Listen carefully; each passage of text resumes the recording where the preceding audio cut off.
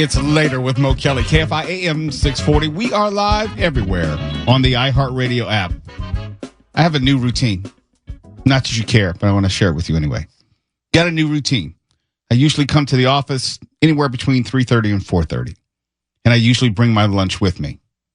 It's healthy-ish on occasion. Not straight up fast food, junk food, but healthy-ish, healthier. As I get a little older, I try to eat a little better. And as I eat a little better, I am not eating later.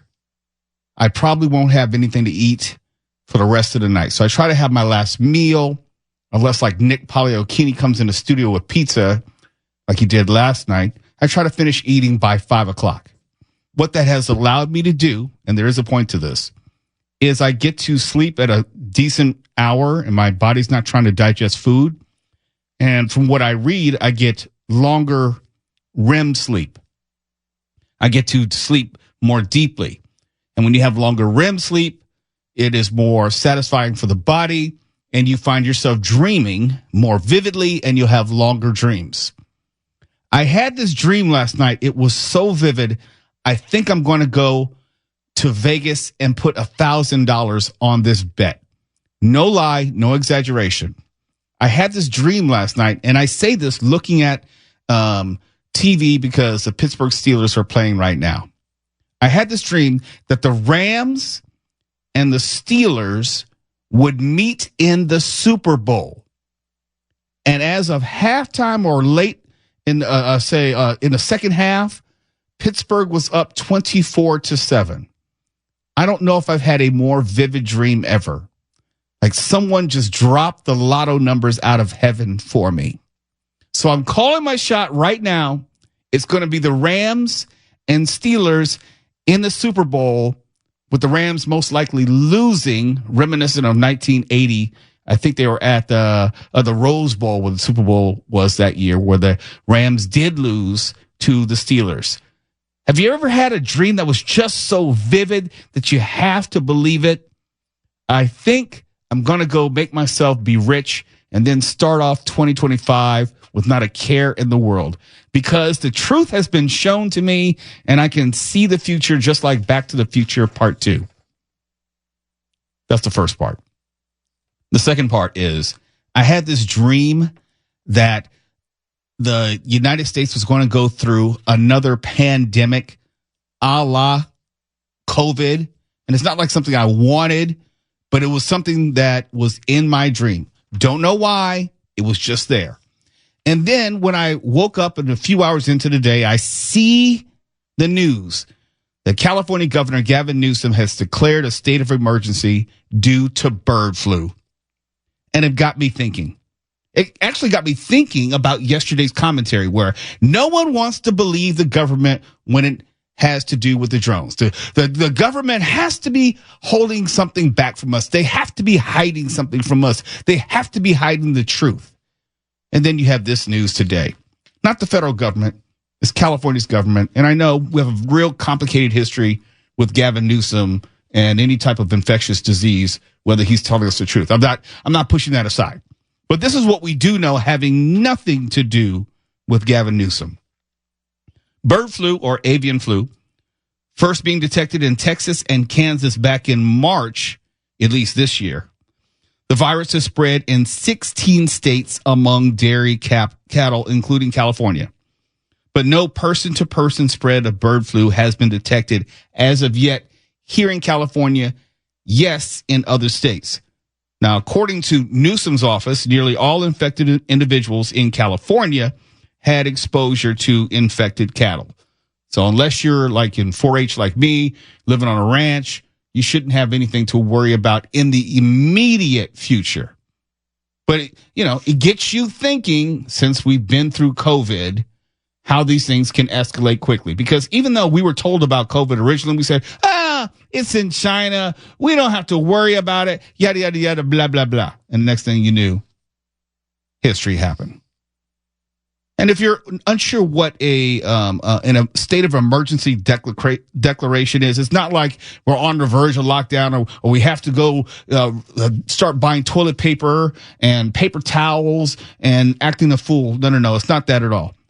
if anything, it's almost putting the state on notice, not people like you and me, but state officials and also state resources on notice to be ready if they need to shift or make any type of decision, be aware of it, be on the lookout for it, be prepared for it.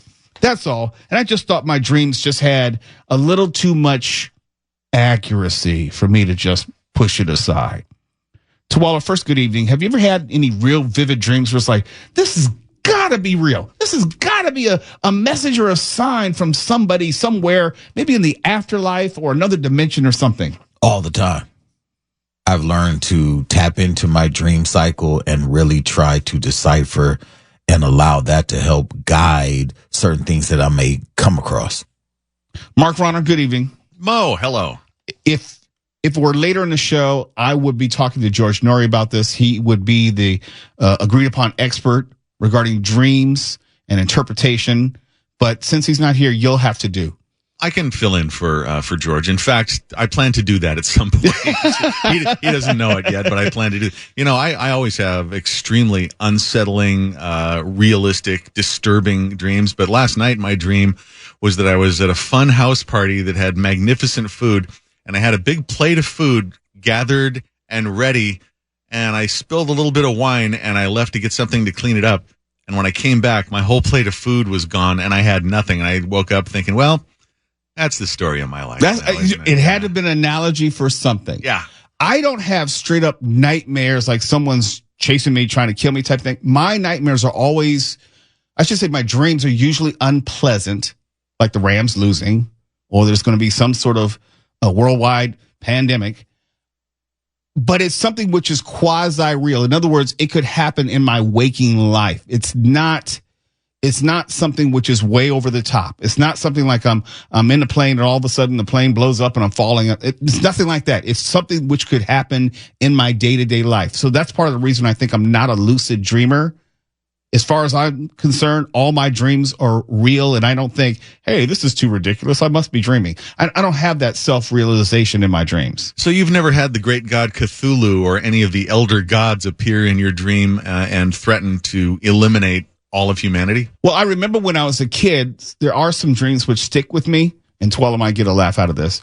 I did have a dream in which the Incredible Hulk bit off my big toe and I died. I bled out.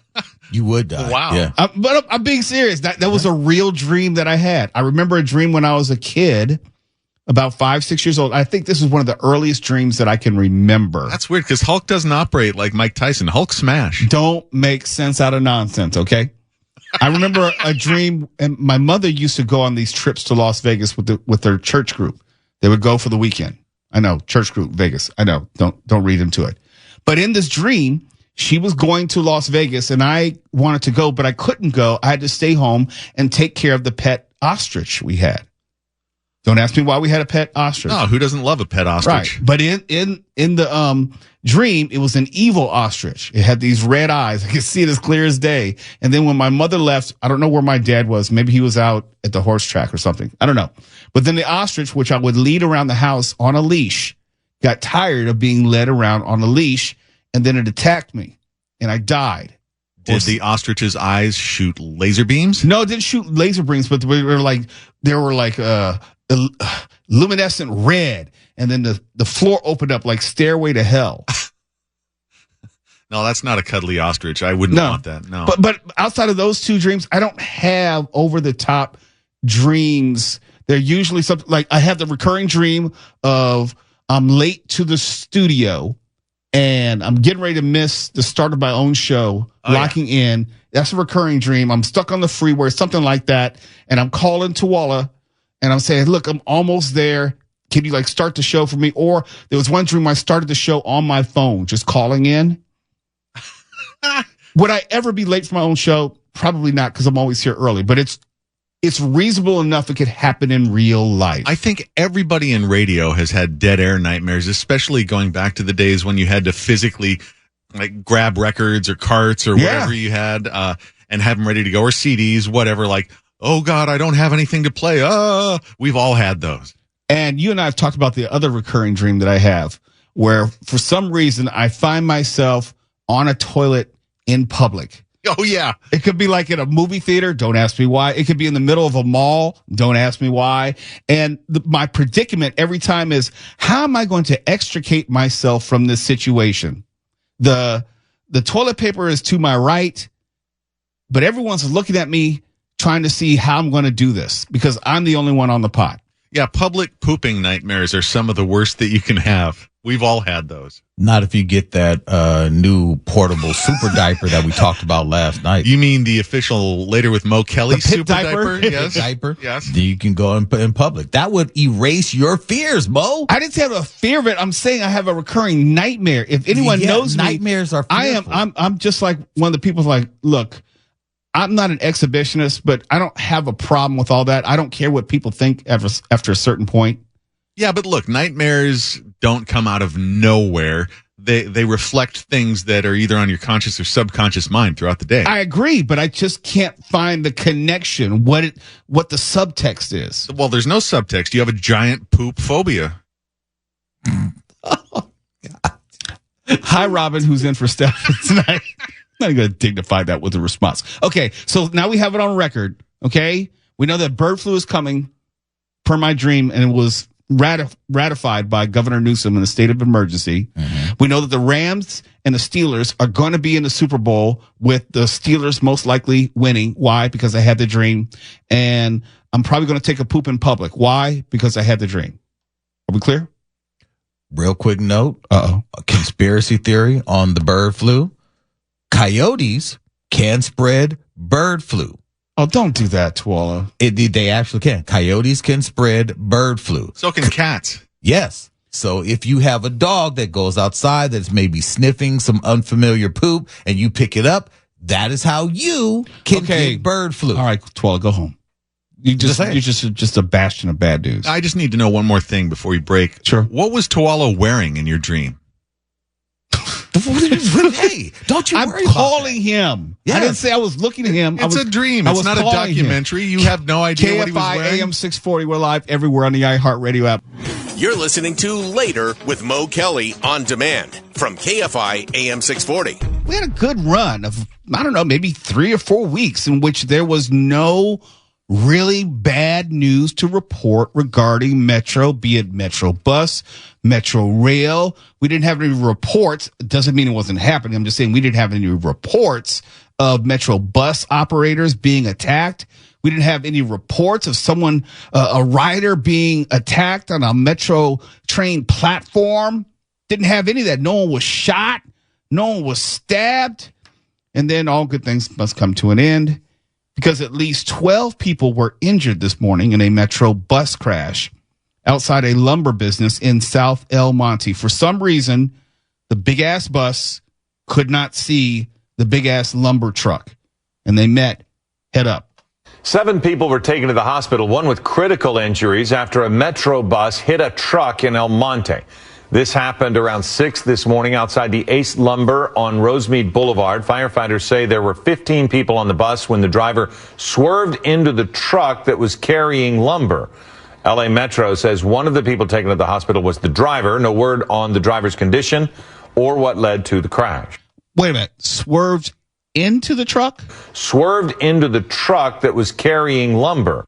I saw a picture of it. It was a really, really large, long truck. Really, it was a big truck.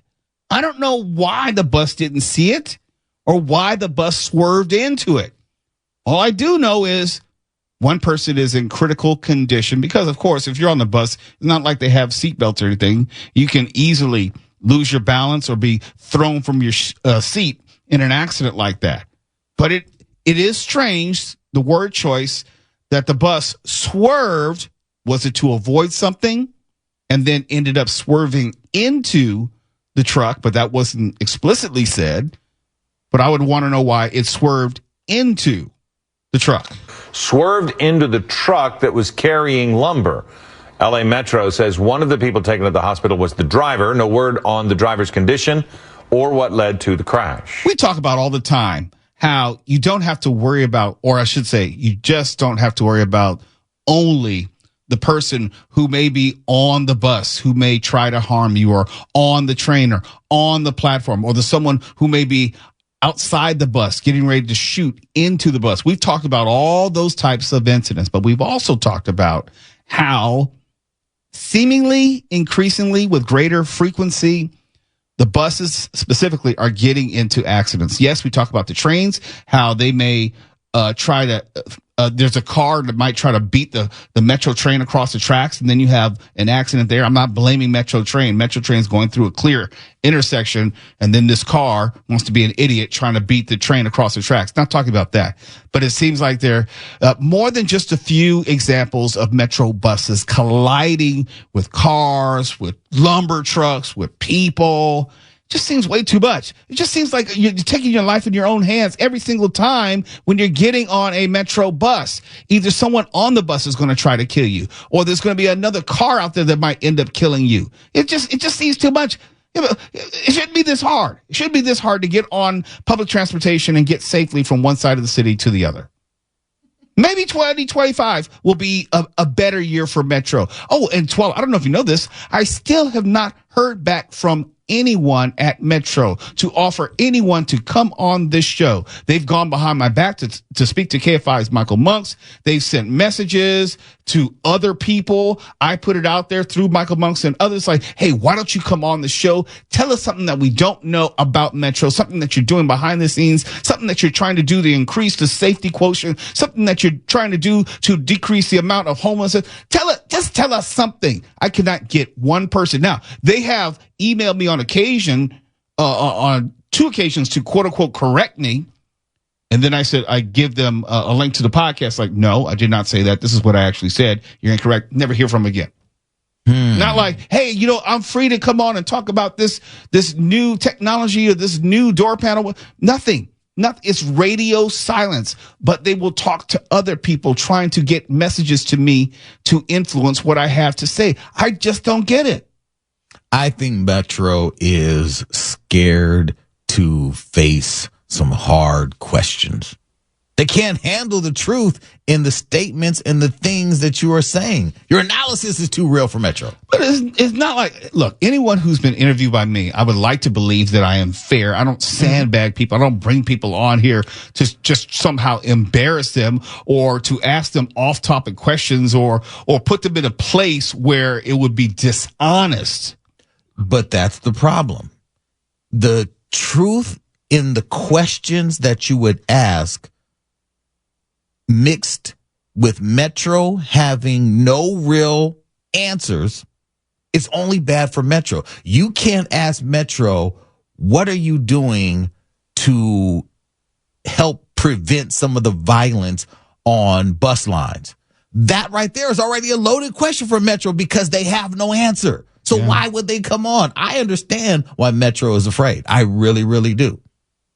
It's an open invitation. I mean, it is still an open invitation. If Metro, you would like to come on, and it's not like I'm asking you to present your side of the story. If you can add something to the conversation that has not been covered, been broached, not been readily understood, by all means.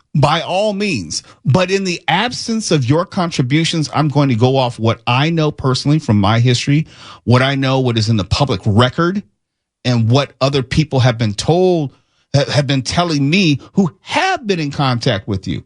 I'm not completely going off the top of my head. I mean, I am listening to people that you're talking to. Michael Monks will tell me what you're saying to him. Why you won't say it to me, I just don't have any idea. But maybe 2025 will be different. Oh, Mark Ronner, coming up in the next segment, and this tease has to do with you. We're going to talk about the USC newspaper, the Daily Trojan, where they're basically moving away from an actual print publication because the university is no longer willing to subsidize it. Evidently, they're running at a deficit of about $100,000 per year. And I want you to think about that, if only because maybe there's something that I'm missing, or is this a precursor to all print journalism? I don't know if you've heard, Mo, but newspapers are going a little bit extinct the last couple decades. They have, but I do think that the campus periodical, whether it's digital or paper, serves a purpose above and beyond what we have normally. I think it serves a greater importance, and we'll get into this next, a greater importance on a college campus as they learn about democracy and so forth. That's next. You're listening to Later with Mo Kelly on demand from KFI AM 640. If you didn't hear my tease pre-conversation with Mark Ronner last segment, I was previewing how the staff of the Daily Trojan, the student-run newspaper for USC, will no longer be paid and will have the printing schedule reduced next year. I was going to make the argument, and I was setting it up, that I look at this a little differently from other newspapers, if only because student journalism is the breeding ground. It's the training ground. It's the flashpoint where you have your great journalists, how they are created, how they are trained, where they learn. So when they get out into the world, then you can have some great journalism. This is what the Daily Trojan released. It said, quote, due to a large budget deficit within student publications and other cuts across the university, Student Life said they will not be able to pay anyone on staff for their work during the spring 2025 semester. Additionally, our print schedule in spring 2025 has been cut from 5 days a week to 3 days a week, close quote. My initial thought is that's some BS because USC is one of the wealthiest universities in the world. That's the first thing. They can find the money. They can find the money. Their deficit is about $100,000 a year, which is nothing in the grand scheme of things. That's the first thing. Secondarily,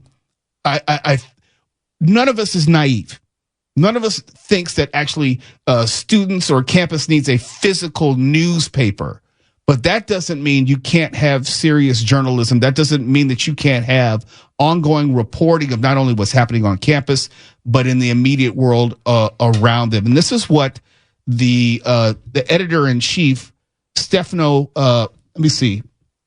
Fendrick had to say. Stefano Fendrick. My understanding, it seemed that in other years, the university was able to help the Daily Trojan out, but I guess there seems to be budget cuts across the university now. So it seems they've been a little less generous to helping us out. So we've just, been running at a deficit. And it seems, the past few years that definitely we've been making very few, if at all, sometimes losing some money, never quite to this extent, of course. You can't pull 20,000 from here, 20,000 from there, 20,000 from there. I don't know, 50,000 from the football team and be done with it. Are you saying you really can't do that? Before we get to Mark Ronner, I need either one of you to let me know why I, who may be in charge of the budget at USC to fund the Daily Trojan, would put money into something like the Daily Trojan that is probably dying. We are living in a world where these college kids, there may be 3 kids who are showing up for journalism class. Everyone else is in there trying to get that's not true. A. No. That's not true. They have a damn journalism school. So No. I get that. What I'm saying is, why am I putting money into something that is dying? Okay, Mark, I'm turning you loose. Go get him. Because you live in a democracy. Why don't we start with that? And you don't have a democracy without a free press, and newspapers are the basis of the free press. Now, here's the irony of the situation. These cutbacks and stiffen all the workers at the student newspaper, this is preparing them for what it's going to be like in the real world better than any lesson plan could. I've been in newspapers since high school. I think I was bred to be a news hound from the cradle practically. And I was lucky enough to start my major newspaper career as a professional when they still had budgets and you could travel and you had a cafeteria and everything that a prosperous business would have. And I just saw one round of cutbacks, layoffs, buyouts after another. And that's just the way it is now. And you certainly can't have the people at USC looking to the LA Times as an example of journalism at this point. Hello. Yeah. I don't think those 2 points, the last point about LA Times, is in contradiction. I do know when they're trying to claim poor that they can't fund $100,000 using their numbers to fund what has already been going on. I don't know if that pays everyone or only pays a few of them. Look, I mean, they have work study jobs. There are ways that they can fund this.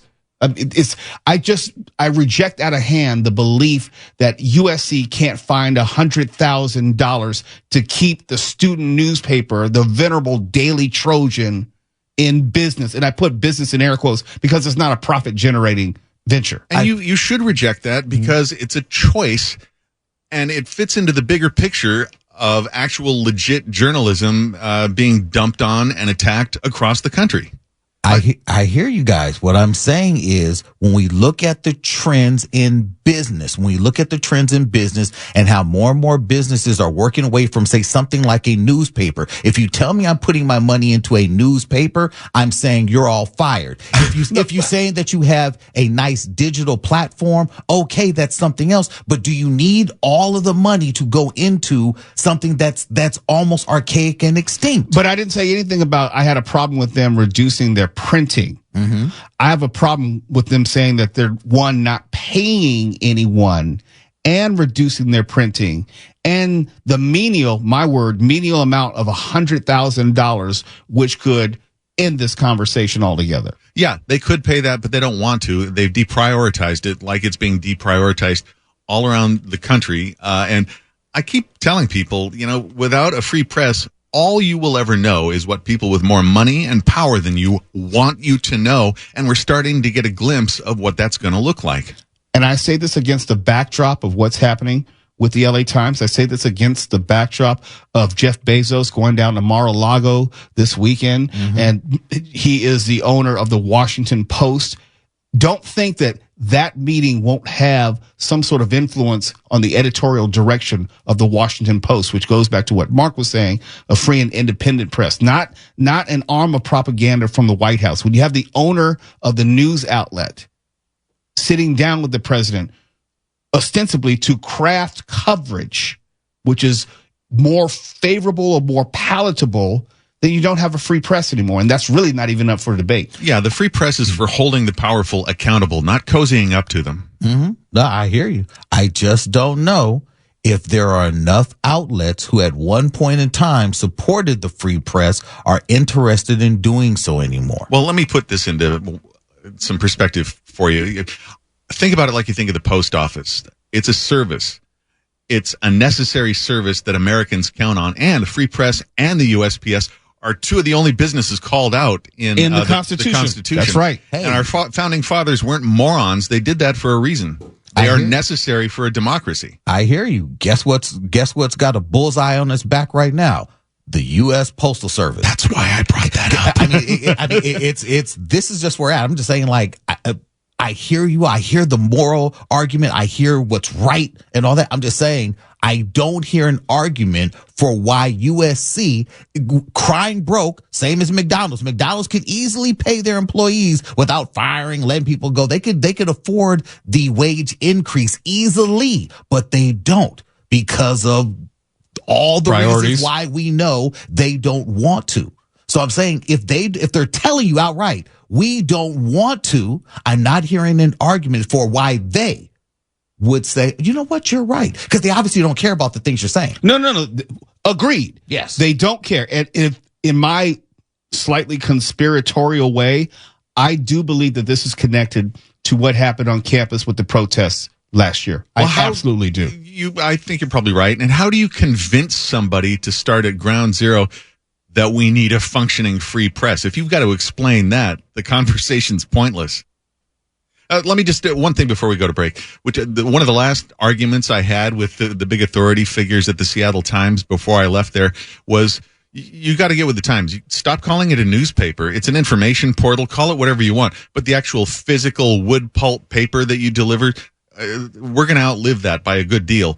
And so it doesn't matter, whether it's on people's computer screens or on their porch in the morning. The paper part is going to be gone sooner or later. That's irrelevant. But the journalism must remain. Absolutely. You're listening to Later with Mo Kelly on demand from KFI AM 640. And I just want to remind you, residents, California residents, who purchased gas in Southern California between February 20th of 2015 and November 10th of 2015. And no, I'm not expecting you to remember the specifics of that time. I don't even remember 10 days ago. So neither will you have to remember. But if you most likely purchased gas in Southern California between February 20th and November 10th of 2015, you can submit a claim by January 8th, the deadline for a payment under the state's antitrust settlement. We told you about this some months ago, and this settlement resolved a lawsuit filed back in 2020 by the California Department of Justice. And if you don't need to know all the specifics, you can just go ahead and go to their website and fill out your information. I did it. It took me about maybe 5-6 minutes. They're not asking a lot of information. You don't have to remember exactly where you purchase gas or how much you purchase. It's really bare bones. You can go to calg.calgaslitigation.com. That's cal and then the letter G .calgaslitigation.com, and you can input your information. And if you're eligible for this eligible for this settlement, you have to submit a claim by January 8th, 2025. Now, if you were me, or if I were you, I would just fill it out anyway. I mean, even if you lived in Nebraska, you probably visited California that time. You know, if you're listening to KFI, you're probably in Southern California, and you probably purchased gas during that time. So you might as well get a cut of the pie. I'm not going to be selfish. I'm not going to try to keep you away from your cut. It's not going to make my cut any higher. And I'm curious to know if anyone gets any money out of it. Whether you get like $5 or $12, maybe you get one free tank of gas. That would be enough for me. But visit calg.calgaslitigation.com and do so before January 8th of next year if you want to get a piece of this settlement. There is some $50 million in the settlement pool, which is available, is going to be dispersed to all the people who want to be a part of this settlement, assuming that you apply and your information is in order. Here's what the news release had to say back in July. Quote, when companies conspire to unlawfully raise prices for consumers, my office steps in, just as we did with our litigation and settlement against 2 gas trading firms. That's Rob Bonta. As part of this settlement, I am proud to deliver money back to Californians who may have been impacted by the gas price manipulation, close quote. Hey, Mark, heaven forbid we actually have an honest conversation about price gouging by gas companies. You bite your commie pinko tongue. Because anytime we say it before, it's like, no. I know 2024, this was 2015, but we're always told a lie that no, it's because of it's the cost of oil, or it's inflation, or it's having to do with these policies that whoever's in office back then it was Barack Obama, or now it's Joe Biden. When it's like no. The cost of oil per barrel has been relatively stable for a number of years now. The cost of gas has not. And you can't blame it all on the gas tax because we're talking about wild fluctuations. We're talking about dollars and dollars more. It doesn't take you more than a few seconds just to Google, say, ExxonMobil profits 2024 or something like that. You mean the record profits? You can get an idea of it, yes. And we try to always let people know. When we say record profits, we're not talking about revenue. We're talking about after expenses. After they've already paid all their employees, after they've already done everything they need to do to make sure they've covered their expenses. We're talking about that money on top of it. The profits, the good stuff, record profits. And it's not just the oil companies. I mean, you can apply this across the board to anything that's in the news where you're hearing people complain about, say yesterday, it was Disneyland having to pay a wage theft settlement while they were making record profits. Or McDonald's and, paying people an increased minimum wage. When people are like when corporations are having stock buybacks, most people don't want to hear them complain about having to pay enough for their employees simply to live indoors, okay? I'm not even trying to go that deep. I mean, I'm just trying to talk about the simple stuff where These corporations have raised their prices beyond the amount they had to raise them to cover inflation. There's no question. And they are being rewarded handsomely. And we want to act like we don't see what's going on. I mean, the royal we. I mean, I see what's going on. I think you probably do use the royal we a lot, don't you? I wish Stefan was here. Because then we could see him ignore your bad jokes. Robin's not going to give anybody any rim shots all night. Oh, no. That's not her job. No, that's not in her bailiwick. It's Later with Mo Kelly. KFI AM 640 live everywhere in the iHeartRadio app. Untangling the mess until it makes sense. KFI. And KOST HD2. Los Angeles, Orange County. Live.